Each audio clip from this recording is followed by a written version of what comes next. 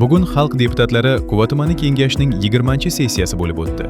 Unda tuman hokimi, uning o'rinbosarlari, huquqni muhofaza qilish organlari rahbarlari, tegishli bo'lim va idoralar mas'ullari, mahalla fuqarolar yig'inlari raislari hamda ommaviy axborot vositalari vakillari ishtirok etdi.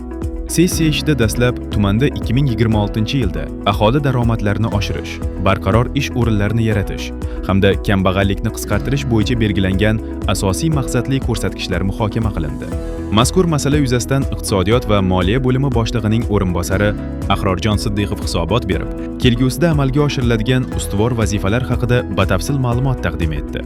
Shuningdek, yangi O'zbekiston qiyofasidagi tuman va mahallalar hamda og'ir toifaga kiritilgan mahallalarda ixtisoslashuvni chuqurlashtirishga qaratilgan islohot dasturi hamda kompleks rivojlantirish dasturlari doirasida olib borilayotgan ishlar yuzasidan axborot berildi.